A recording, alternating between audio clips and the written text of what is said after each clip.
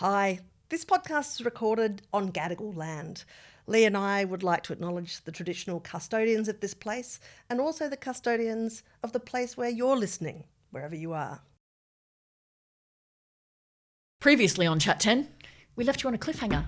And I know that you've all been waiting the past fortnight with bated breath to know what's this sports doco Sales wants to talk about. What's this crazy thing she's done at Vivid? I can't sleep for imagining it. Now, you love it when I go on some ridiculous thing. Last time I did something like this was Sydney Festival last year when I went and slept in that mushroom building overnight and had just strange soundscape music pumped at me all night. So Vivid had this thing that I read about in the paper and I thought, yes, please, I'd love to do that. It was called 1,000 Ways. It's a COVID piece of, I guess you'd call it performance art or theatre, where you show up. It was at Sydney in the State Library. You show up and you get taken to a room. There's a table, almost a bit like how we're sitting now facing each other, but there's a piece of perspex in between and there's a pile of cards about 15 centimetres high sitting there. And there's an arrow pointing in one direction to one of the people. And so either you're in the room and then 5-10 minutes later somebody else walks in and sits opposite you, or you're the person who walks in second, one or the other. And then the whole gist of it is you're meant to pick up the card and read what's on the card or do what the card says. And then the other person, sometimes you're asked a question that you have to answer. Mostly the questions are straight yes or no and you're not allowed to elaborate on it. So I went and did this yesterday. Now, the first thing to say is when I told you that I was going to do this, you said, all I can think about is the poor bastard who's going to walk into that room and realise that they've got Lee Sales. I did feel for that person straight away. So how do they choose who's the person who's in situ and the person who... Totally random. Okay. And when the person... That's a different power dynamic, right? Like if you're... And do they let you chill there for 10 minutes before the person walks in so that you're... Yeah, I was cooling my heels. So I was the person that was in the room first. Oh, God, that's even worse. And I was cooling my heels for maybe 5 minutes waiting for the other party to arrive. And then when the person walked in, it was a woman of about my age. The person escorting from the festival said, do the two of you know each other? And I could tell immediately that she recognised me, but she didn't know me. And we both said no. Did you get introduced by name? No names. Okay. So we both said no, and then she sat down. And then, but I think the thing that's problematic for the person, and I feel a bit bad because it kind of ruins the experience a little bit, because the cards ask you to do things like look at the person, now visualise what you think they do for a job, and then exactly, and then the person, and then it would be things like, what were you wearing? Sorry, I need to just like, did you go? I went naked. The first card said strip naked. No, I was wearing... I do want to see you in a Marina Abramovich documentary. That's sometime before both of you die. That's why I went, because I felt like, it's a bit Marina Abramovich-y, and it's probably totally the closest I'll get to the actual having to sit opposite Marina and make eye contact with her palaver. I was wearing I was going out to meet people for dinner afterwards, so I was quite nicely dressed. Okay, because the reason I ask is, of all the people that I know who are on television, you are the person who can get away with not being recognised because you dress very differently. Yeah, totally. Yeah. Yeah. In fact, Jeremy once walked past you on the street and you said hi and he had no idea who you were. That's like pretty cool. Right? Sometimes I'm amazed when people recognise me and I think I'm wearing a cap and my hair is in a greasy ponytail. Like the dog. Yeah. And I just think, how did you spot that was me? Anyway, you were looking nice. Though. I was actually looking, nice and made up and stuff. And so unfortunately for the other party, the kind of mystery of it was a little bit probably wrecked for them. I feel like they should probably get a freebie to come back and do it again.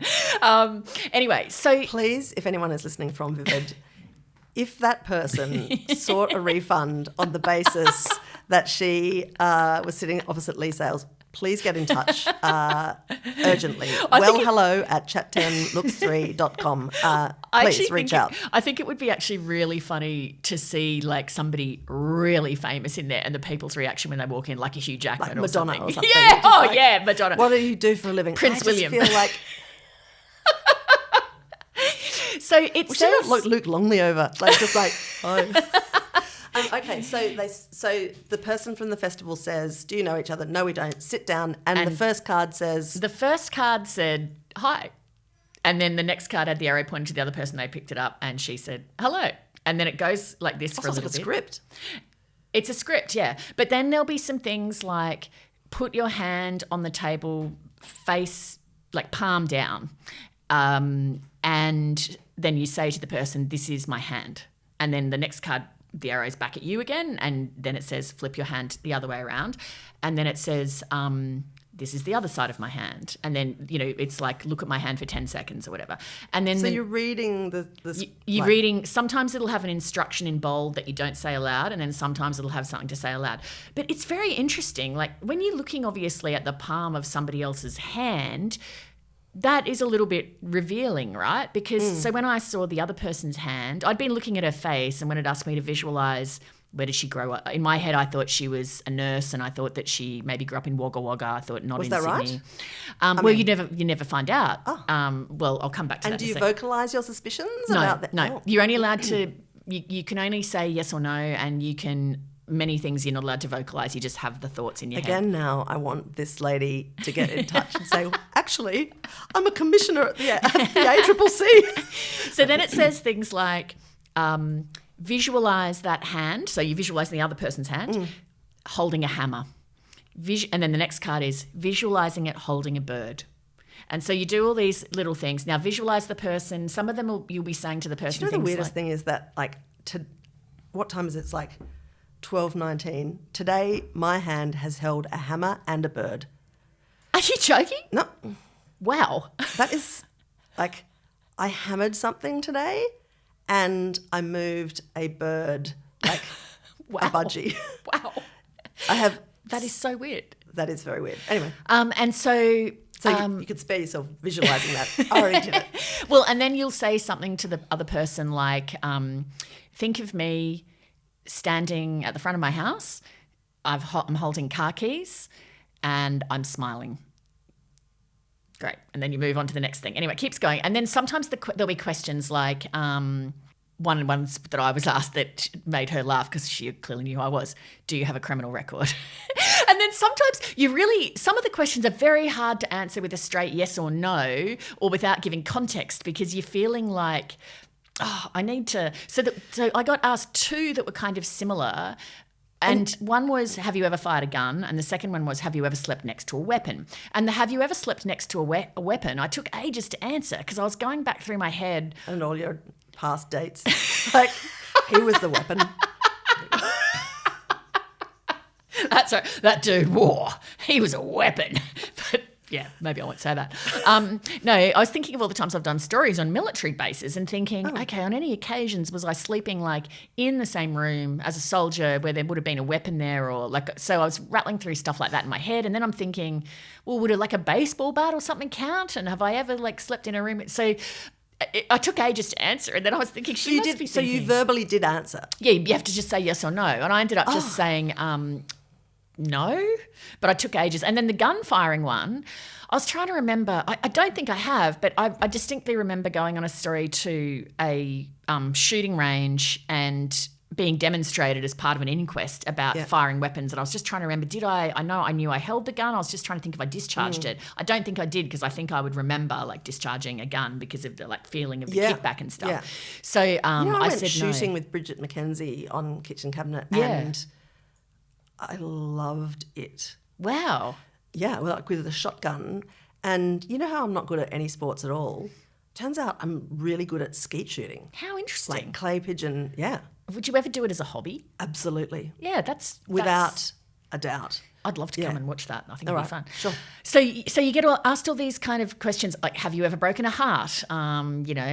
I can't think of all of them now. But anyway, it goes on like this. And sometimes you'll both be laughing and then other times it's quite serious and then sometimes you just have to look at them for a while because you never know what's on the other person's card. So sometimes, for example, they might just be staring at your face for 10 seconds or I'd be staring at hers and it would say, look for something on this person's face that you haven't spotted yet. Or it would say, have a good look to make sure you know the colour of their eyes or all that kind of stuff. Anyway, so it was very strange. It takes about an hour to get through all the cards, and then at a certain point, one party or the other picks up a card, and how ours ended was she wrote a name on a piece of paper, which I thought was her name, but then I thought, well, the card could have said, write your mother's name on a piece of paper.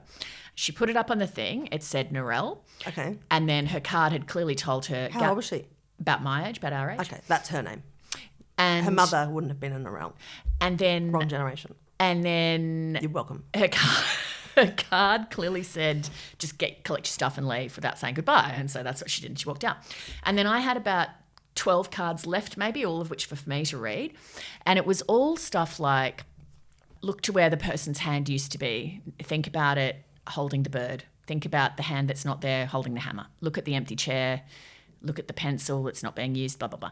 And it was actually like the absence of the person after they left the room and you were left there alone. It was really deep and quiet. I found that to be the most affecting moment of the entire thing. It felt almost like, it sounds exaggerated to say, it felt almost like death, like this baffling, sudden disappearance of this person that you've got this connection with that you're never going to see ever again. It's a complete stranger, and that you're left not even being entirely certain if the person's name was Narelle. Yeah. And for the person who's left, if it wasn't me, that they wouldn't know my name either. But then when I was... It's giving me goosebumps. It was pretty amazing. How long did the whole thing take? About an hour. Yeah. When I walked out, the woman had waited for me to say hello and to say, of course, I knew who you were. How did you feel about that? Look, because I'd completely destroyed the experience for her, I felt fine about it, but it did obviously change the dynamic to then have a conversation afterwards. So that's interesting. So you spent a lot Narelle, more time. You're alive. You spent a lot more time in the room alone than Narelle did. So she was the last to enter and the first to leave. Yeah. So does she get a debrief afterwards with anybody, or is that's it? No, you just walk out. So if she hadn't, so when I walked out, she said hello, and first thing I said was, "Is your name really Narelle?" And she said it is, and she said, "Look, I knew." I did obviously know who you were as soon as I walked in, and also we have friends in common. I'm friends with Rachel Healy, who runs the festival. Yeah, so she knew Rachel, our friend who runs Vivid, and so then I've of course I did kind of destroy the experience probably for both of us on multiple levels, because then I was like, so like, are you a nurse? I was hammering with all the questions, which she wasn't, but it was kind of. But then interestingly, like we had a very. So it's going to take me one phone call to find this woman now. Absolutely, yeah. I feel a bit deflated.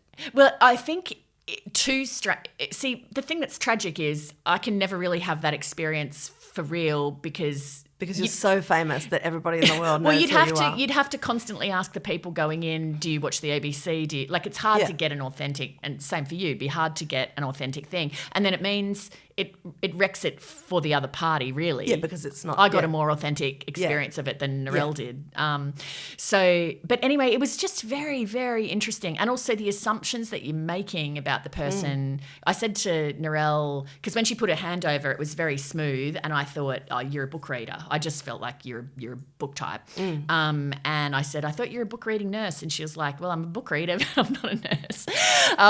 So anyway, it was a very strange and unique experience. I love that you do this weird stuff. Yeah, it was great. It's sold out now to do it, so you can't actually do it anymore. Yeah, after you told me about it, after you said you were going to it, I went to try and book I feel like we're going to run out of time, so I'm going to hasten to another topic. No, don't apologise. That was exactly the right length of time to broadcast that experience. Imagine if I now gathered my stuff and walked out. The Lee Sales Power Silence, I mean, it has a lot of uses.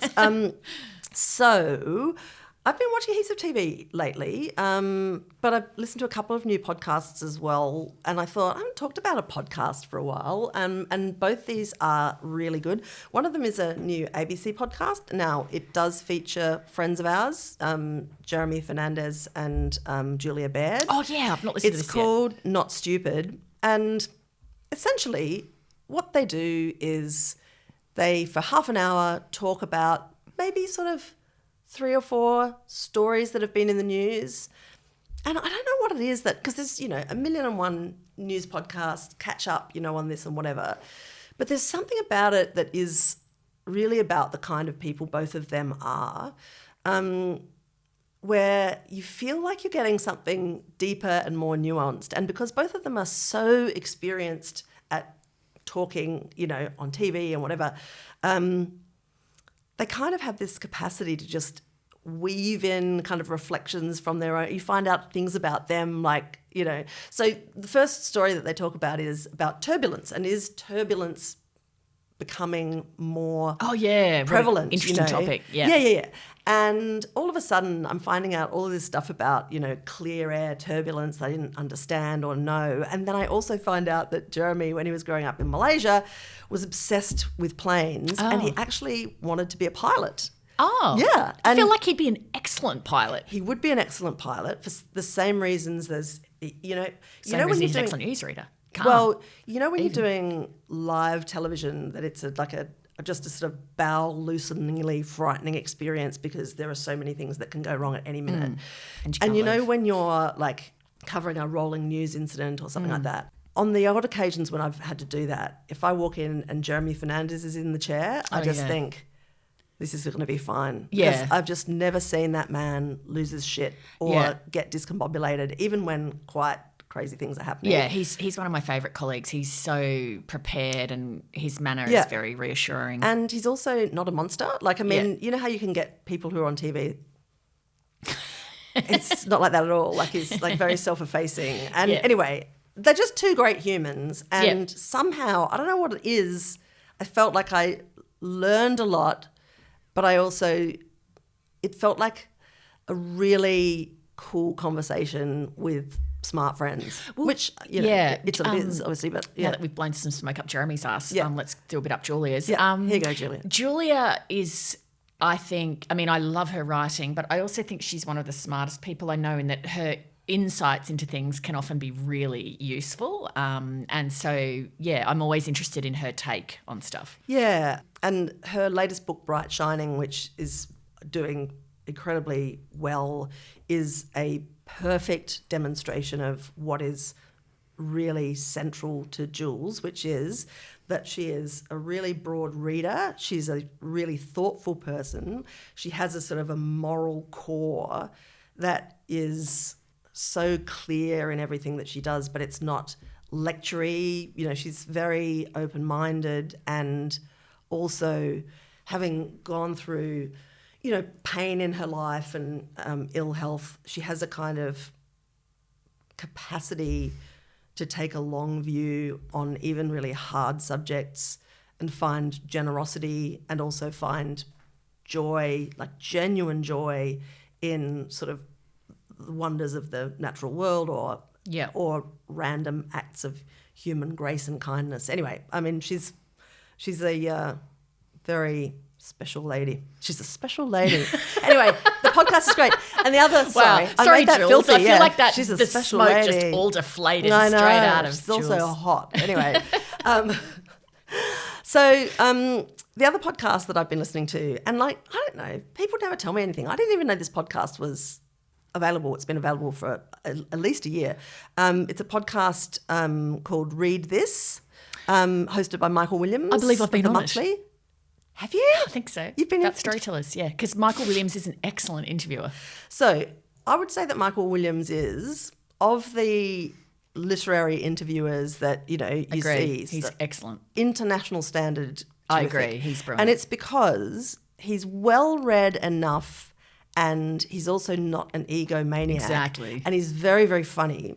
So you got the sense, you have the confidence as soon as you go and you see Michael Williams interviewing somebody, that you're not going to be watching somebody read a list of questions off a set of notes. You are going to be accompanied by somebody who has the curiosity and the joy to sort of follow conversations where they lead. He is one of the very, very few interviewers where I would attend something on the basis that he's the person doing the interview, even if I didn't know who the interviewee is. Yeah, because that's I'm interesting, confident that he will be able to make it an interesting conversation. I think he's really talented at it. And he's done some difficult ones too over the years. So, look, I went straight away to listen to the Gabrielle Zevin interview just because I love Tomorrow so much, and I haven't really seen her interviewed all that much. So, and that's a great conversation. Also, Chat 10 people should know that there is like a Ghana interview on there, which they have a great relationship. Also, the Max Porter one is terrific. But anyway, Do you know, I took a leaf out of the Michael Williams playbook recently at the Sydney Writers' Festival when I got to interview Anne Patchett. Oh, nice.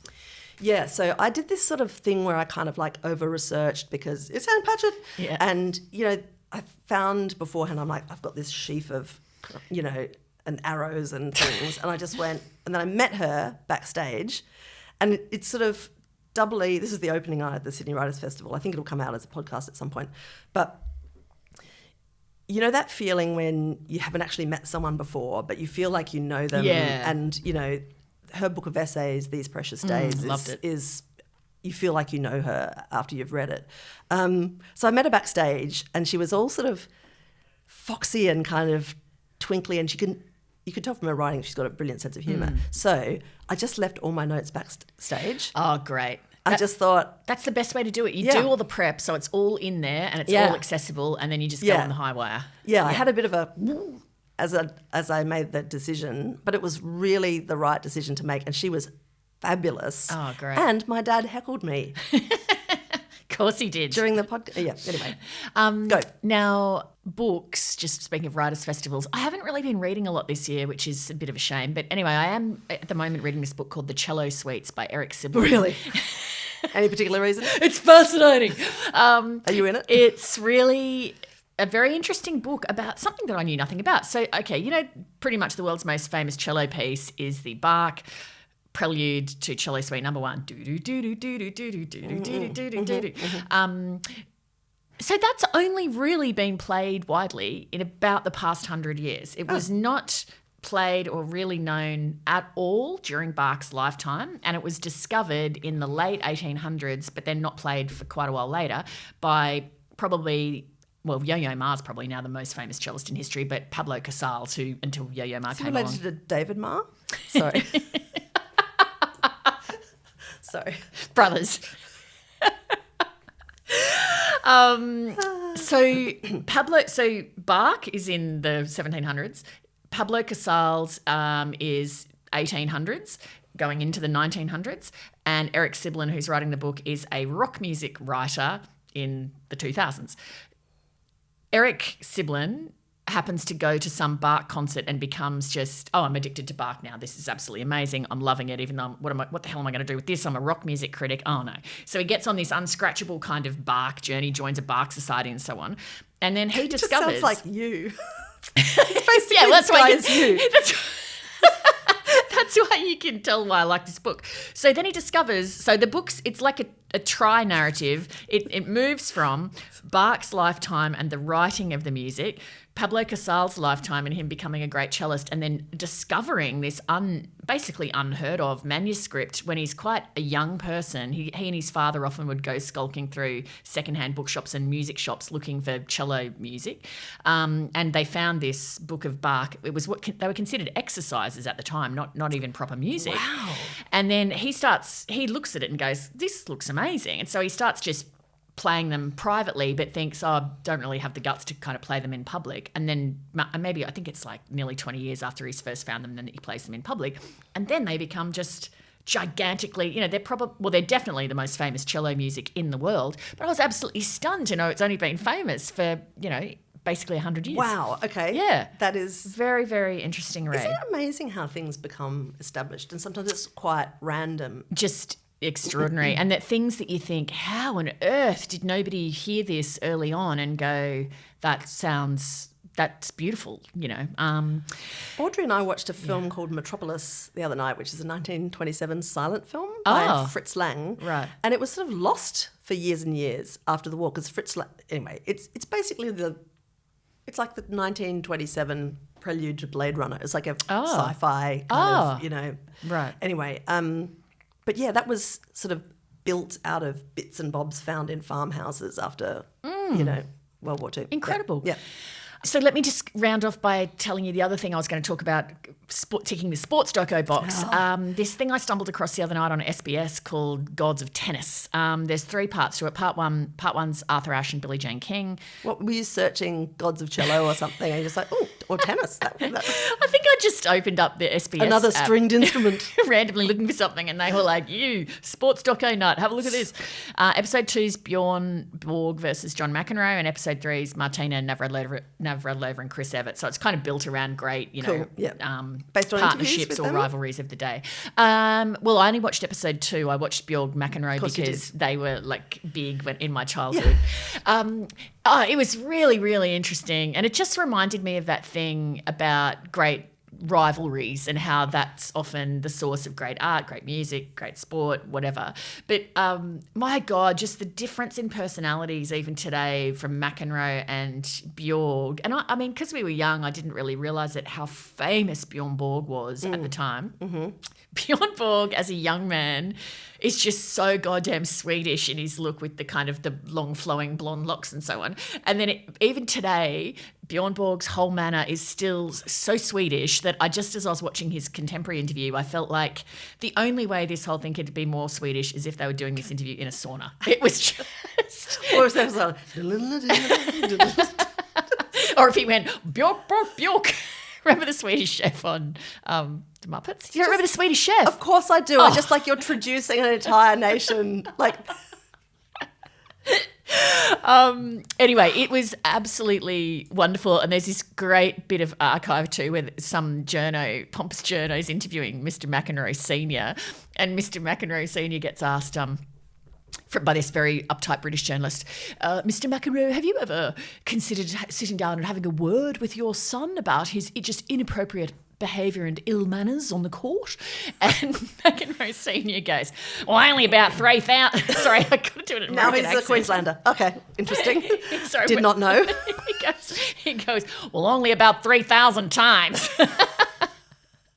Anyway, I do love that about McEnroe, that he has like the ability to take the piss out of himself. Now, just one last thing about McEnroe. He again makes the point in this doco that not a day passes without several times a day somebody saying to him, surely you can't be serious.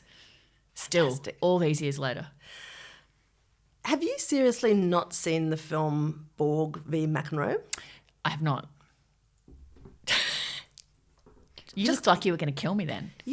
You never listen to me. Like, I've talked about it on this podcast. I'm just Googling to see, to remind myself of who's in it. It is the most fantastic, it's a dramatisation of basically the clash of the 1980 Wimbledon Championship. One of the great, and it just goes to like 8 million match points. They're in a tiebreaker, and it's like 21-19 or something. It's just insane. Yeah. You'd remember it as clearly as you remember Warnie's 700th wicket. The greatest moment. It is it's an unforgettable moment seared in my memory. So Shia LaBeouf plays John McEnroe. Mm-hmm. Just great piece of casting. And somebody called Sverrir Gunnarsson plays Bjorn Borg, and he's also terrific. But okay, I'd like it. So the meat in this film is the kind of look back at the childhoods of McEnroe and Borg, and the fact that as a teenager, Borg was incredibly hot-tempered. Interesting. And obviously McEnroe went on to use that temper, but Bjorg turned inside, and he was coached to do that. I mean, it's quite astounding. Wow. I mean, obviously liberties have been taken, I assume, but even the idea is just so intense. And so he becomes this externally ice-cold man who is using all of that rage that he had as a kid and turning it into this sort of deliberative power. And then the other thing that was just stunning about this film is the way it looks at Borg's insistence on patterns and his, he had all these routines that he did in 1980, always booked on the same flight to fly to Wimbledon, brought his parents, stayed in the same hotel room in the same hotel, all of these sort of rituals, like restringing 36 rackets or something. I'm like, anyway, anyway. Oh, that sounds good. I have told you to see this again because I knew that you would love it, and you didn't listen to me. You can't even remember that I told you that. I can't. And what I can't wait for now is for you to see it and come back and tell me all about it. I saw this incredible thing. This will happen. I know that. Are we out of time? We are. Can I just say one thing to wrap it up? I've watched the first episode of True Detective Season 4, which is the one with Jodie Foster. It's set in Alaska in a very snowy, remote kind of area. And I haven't watched any of this, but I shouldn't I?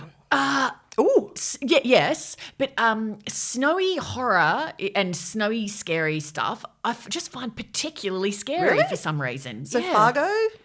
I've never to you? seen Fargo. It adds an additional layer of creepiness, and it's so well done. I just feel like I'm just cold all the time when I'm watching it. It's like that episode that I've talked about many times about Pine Barrens, very famous episode of The Sopranos where Paulie and Christopher get lost in the Okay. and that one with Leonardo freezing. DiCaprio where he's in the wilderness. You wouldn't have enjoyed that. God, The Revenant. The Revenant. Okay, couple of public service announcements. Yes. One thing I've been watching over the last week is Creative Types, which yeah. is highly recommended. ABC right? iView. Beautifully shot. Virginia Trioli interviewing Australian artists for like half an hour, so you get an actual look at them.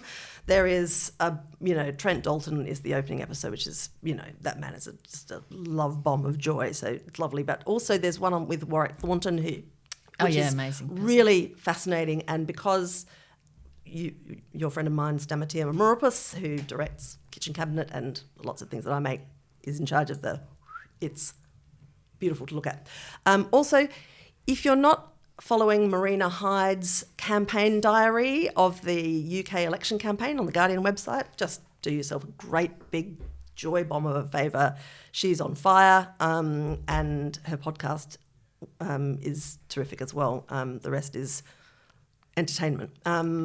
Also, just wanted to say, we say not enough thank you very much to the people who subscribe to this Thank you so podcast much. through our website. Yes. We've always been very upfront about the fact that when you subscribe to our podcast, you don't get anything more than anybody else is getting. That is because we never want to charge money for listening to this podcast, and we also love to be able to provide that Facebook group that is moderated by Beck Francis and all of our amazing Brendlings who help out with that. And there's also Miranda Murphy's deeply hilarious newsletter, which also comes at no charge, but it does cost a bit of money to put this stuff together. And so thank you very much to those who subscribe, because it really helps to do that. I really appreciate it too, because otherwise without that then really live shows is the only way to generate money to pay for everything, and I feel like sometimes that puts a lot of pressure on us and it's hard. We can't always be doing live shows, so it gives me You made it a wine, didn't you? No, but it gives me a sense of reassurance to know that there's people who subscribe, so that all of the people who are working on this consistently can get paid, even if we take a dive for whatever reason. So I find it very reassuring. So thank you very much, everyone. And thank you to our voluntary moderator as well. Oh my gosh. See you all next time. See you, Bert and Ernie. She said that because I'm wearing an Ernie striped jumper, which is actually shades of Ernie. It's really sexy. Thank you very much for listening or watching. You can find more of our content on YouTube, or if you don't like to look at our faces, and let's face it, that would be fair enough, you can listen to us on Spotify or wherever else you choose.